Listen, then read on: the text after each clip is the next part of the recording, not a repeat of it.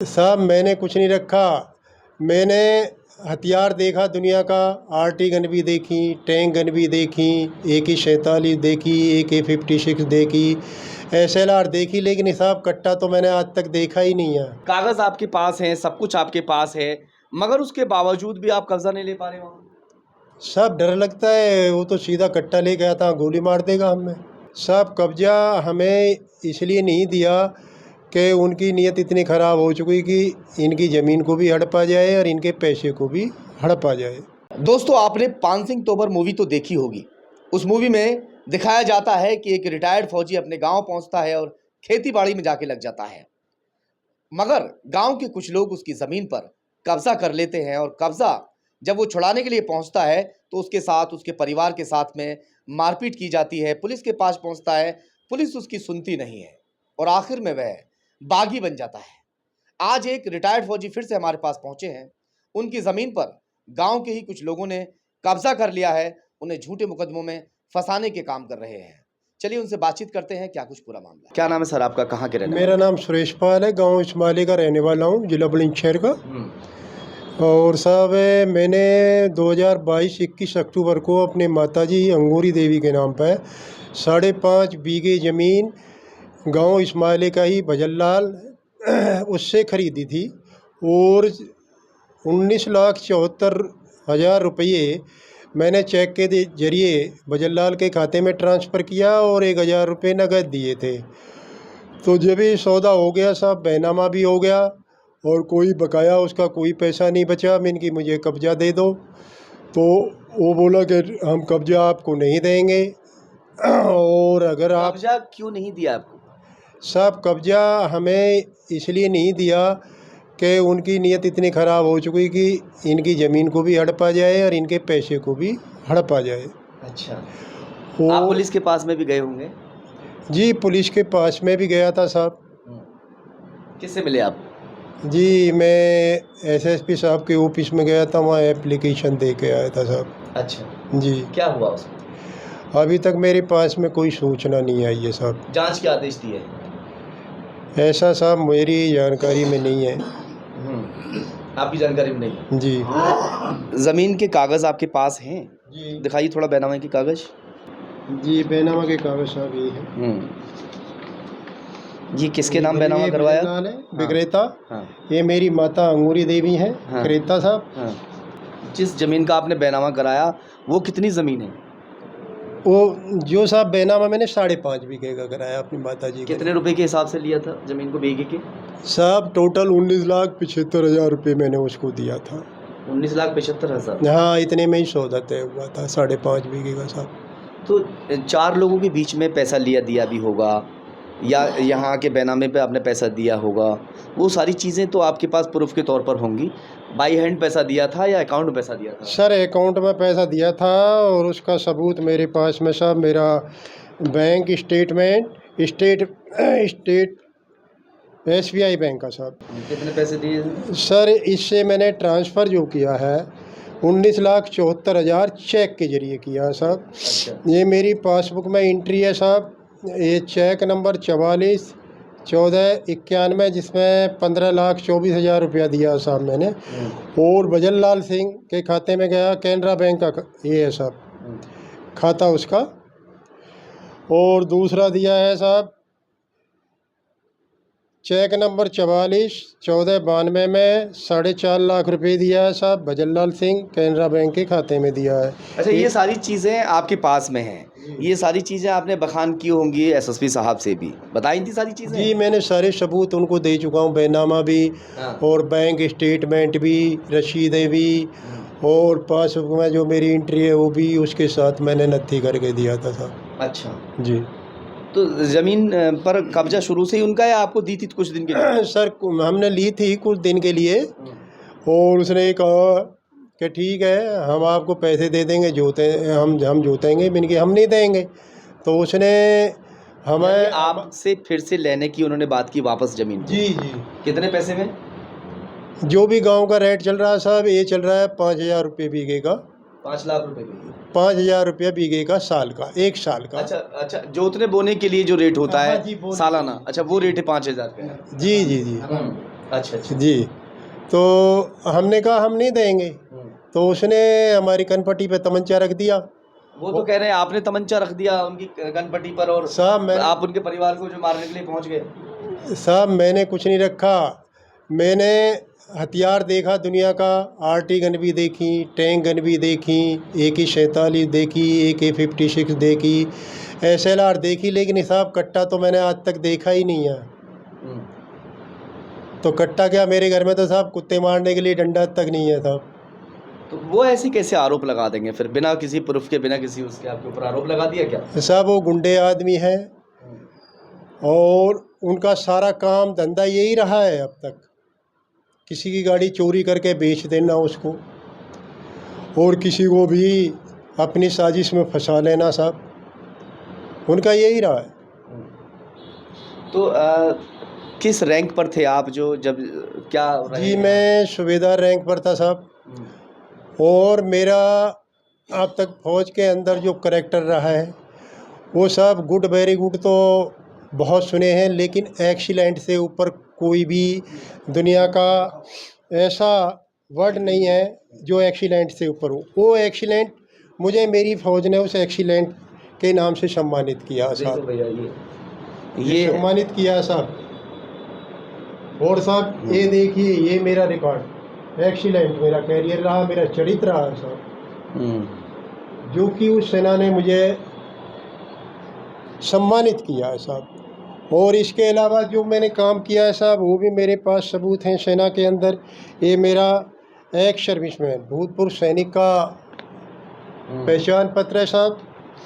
वो मेरे जो भी ये है राष्ट्रपति, भारत के राष्ट्रपति का प्रशंसा पत्र मेरे पास में साहब, जो कि भारत के राष्ट्रपति ने मुझे खुश होकर उसके साथ मुझे एक एक्स्ट्रा प्रमोशन भी दिया है साहब।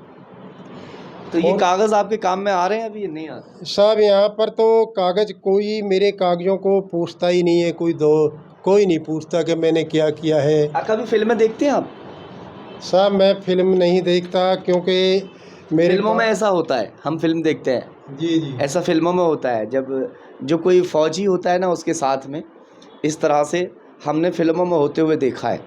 अपनी तमाम ज़िंदगी की जो जमा पूंजी है, जो इन्होंने वहाँ पर नौकरी की, जो वहाँ से रिटायरमेंट पर इनको पैसा मिला, उस पैसे से अपने बच्चों के लिए, कितने बच्चे हैं आपको?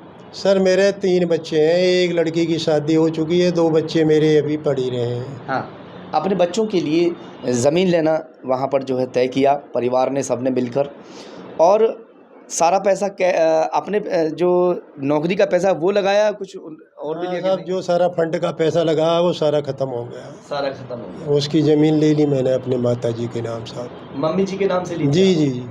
तो ये सोचकर ज़मीन ली थी कि बच्चों के काम में वो ज़मीन आ जाएगी, आगे उसके रेट भी बढ़ते रहेंगे, जो पैसा है, जो फंड का पैसा मिलता है, वो तमाम पैसा इन्होंने ज़मीन में लगा दिया। मगर ऐसा मालूम नहीं था कि जिस इंसान से हम ज़मीन ले रहे हैं वही हमारे साथ में इस तरह से करके ज़मीन पर खुद कुंडली मारकर बैठ जाएगा। आज भी उन्हीं का कब्ज़ा है क्या? जी उन्हीं का साहब। कागज़ आपके पास हैं, सब कुछ आपके पास है, मगर उसके बावजूद भी आप कब्ज़ा नहीं ले पा रहे वहाँ? साहब डर लगता है, वो तो सीधा कट्टा ले गया था, गोली मार देगा हमें, इसलिए, क्योंकि रहता क्या साहब, पुलिस मेरे है, बात कानून है, सब कुछ ख़त्म थोड़ी हो गया। अब साहब कानून तो है, लेकिन अभी तक तो हमें कोई राहत नहीं मिली है। और हो सके कि हमारे योगी साहब हमारे प्रदेश के मुखिया हैं, मुझे उम्मीद है कि उनके समय में मुझे कुछ इंसाफ मिल जाए, मुझे पूरी उम्मीद है। अब साहब कब तक पुलिस पर उम्मीद है, बुलंदशहर पुलिस पर? साहब उम्मीद तो मुझे है उनसे, अब कब तक। कप्तान साहब ने आपसे अच्छे से बात की थी? हाँ बहुत अच्छे से बात की थी अच्छा। कि आपकी पूरी मदद की जाएगी। अगर आपसे अच्छे से बात हुई है और आपसे काम आपको करने का आश्वासन दिया है, तो जांच वगैरह कुछ ना कुछ चल रही होगी और कार्रवाई भी ज़रूर होगी, क्योंकि बुलंदशहर SSP बेहद ईमानदार हैं और अपने काम को बखूबी करना जानते भी हैं। आप बेफिक्र रहें। अगर वाकई ज़मीन आपकी है, आपके कागज़ सच बोल रहे हैं, आपकी सारे डॉक्यूमेंट अगर सब कुछ सही है, तो ज़मीन आपको ज़रूर मिलेगी, ये हमें उम्मीद है। और बाकी एक बार आप जाके फिर से मिल लीजिए। अगर कितने समय हो गया आपको मिले हो कप्तान साहब से? लास्ट मेरी मुलाकात हुई थी 11 अगस्त को हुई थी। आपके ऊपर भी मुकदमा दर्ज करा दिया गया है। सुना है हमने कि आपने जब वहाँ तमंचा लहराया या तमंचा दिखाया, खुद आप बदमाशों को लेकर पहुँच गए। नहीं साहब, हम कोई बदमाश को लेकर नहीं पहुँचे हैं, बल्कि वही बार बार हमारे घर पे तमंचा दिखा के और गुंडे लोगों को ले देकर मुझे जान से और मेरे परिवारजनों को जान से मारने की धमकी देता रहता हूँ। बाकी रही तमंचे की बात, हथियार तो चलाए भी बहुत हैं। सेना के अंदर सीमा पर रहकर देश की रक्षा भी की है और हर जंग को जीता है। लेकिन लगता है कि मुझे कि मैं जंग कहीं योगी साहब के रहते हुए हार नहीं जाऊं या अपने पुलिस प्रशासन के रहते हुए हार नहीं जाऊं। मैंने ऐसा कोई कदम नहीं उठाया है, क्योंकि मैं पूरे गांव को अपने परिवार की तरह समझता हूं। ये मेरी दुश्मन नहीं है, ये गांव के सारा मेरा परिवार है। इसलिए मैं इनके खिलाफ़ तो कोई, तमंचे की तो बहुत बड़ी बात है, कोई बात भी, गलत शब्द भी इस्तेमाल नहीं कर सकता जी। तो तमंचे का तो कोई सवाल ही नहीं है, मैंने देखा ही नहीं आज तक जी तमंचा। कैसे ज़मीन मिलेगी अब आपको? अब देखो, मैं तो योगी साहब से ही मुझे उम्मीद है, योगी साहब की पुलिस से मुझे उम्मीद है कि मेरे साथ मैं बहुत जल्दी इंसाफ हो जाए। मैं तो इसी उम्मीद पर टिका हुआ हूँ साहब। आपके अगर कागज़ सही हैं, कितने दिन हो गए आपको लड़ते हुए अभी? साहब मैं लड़ रहा हूँ इस जंग को, करीब अक्टूबर के लास्ट वीक से लड़ रहा हूँ इस जंग को। और नए नए साजिशन केस भजनलाल के पुत्र अशोक कुमार द्वारा डाले जा रहे हैं, जिसमें 307 का भी एक केस बहुत है, जिसका कि सबूत मैं ये दे रहा हूँ। आपके ऊपर 307 लग गया जी 307 लग गया साहब। मुकदमा दर्ज हो गया? मुकदमा दर्ज है, हो गया साहब, उसकी सुनवाई चल रही है अभी। जांच चल रही होगी? जांच चल रही है उसकी। हाँ, जांच चल रही है जी, लेकिन भजनलाल के लड़के अशोक कुमार ने अपनी तरफ से पूरी कार्रवाई कर दिया जी। गांव की राजनीति कैसी लगी आपको? जब आप ड्यूटी पर रहे होगे, इन सारी चीज़ों से फ्री रहे होगे, एकदम टेंशन फ्री रहते होगे सब कुछ, अब यहाँ आकर ये तो अजीब सा हो गया। हाँ, अजीब सा तो हो गया, लेकिन सब जो हमारी सेना ने सिखलाई दिया है कि गांव भी आपका जैसा परिवार है, पूरा गांव ही आपका परिवार है। मगर परिवार में ऐसे लोग जो ऐसे आपको फंसाने की काम कर रहे हैं, आपकी ज़मीन को छीन रहे हैं, वो तो साहब समाज के लिए वो तो बहुत ही घातक है। ऐसे लोग घातक हैं। बहुत ही घातक है साहब, पूरे समाज के लिए, पूरे देश के लिए। अच्छा, जब आप ड्यूटी पर रहते थे अपने वहाँ पर, तो उस दौरान आपको इन सारी चीज़ों से तो आप परे रहे होगे, कोई टेंशन नहीं होगी ऐसी ज़मीन की जैसे अब है? नहीं साहब, कोई टेंशन नहीं है, हमें तो आदेश मिलता था, भाई यहाँ जाओ, यहाँ तुमने अपना काम करना है, दुश्मन को भगाओ, मारो, कैसे ही करो, जिंदा पकड़ो, कैसे ही करो। वो फिर हमारा काम था, और बड़े खुश होकर हम उस काम को अंजाम दे देते, और हर जगह हम कामयाब होते चले गए। यहाँ आकर हम अपनी जंग को मैं हार रहा हूँ, लगता कुछ मुझे ऐसा है। नहीं, हारोगे नहीं, बिल्कुल नहीं हारोगे, ऐसे कैसे हार जाओगे? ज़िंदगी की जंग है ये, जो फ़ौज की लड़ाइयाँ इन्होंने लड़ी। सूबेदार से रिटायर्ड है ना? जी। एक अच्छा रैंक होता है, एक अच्छा पद होता है, और वहाँ से जब गांव में आकर आखिरी पड़ाव पे आके कि भाई अपना जीवन यापन हम यहाँ अपने बच्चों में, अपने परिवार में ठीक से करेंगे, और उसी की वजह से ज़मीन भी खरीदी थी। मगर अब आगे ऐसा लग रहा है कि शायद ज़मीन खरीद कर गलती कर दी है जी। बहुत बड़ी गलती कर दी है साहब, बहुत बड़ी गलती कर दी है। ऐसा मालूम था कि ऐसे बेईमान लोग भी मिलेंगे? सब नहीं मालूम था, ऐसा मालूम नहीं था कि ऐसे बेईमान फ्रॉड गुंडे आदमी हमें मिलेंगे, कि जो कि हमारी पूरी ज़िंदगी की कमाई फंड का पैसा लाया था वो सारा लगा दिया, ना पैसा ही मिल पाया, ना ज़मीन ही मिल पाई।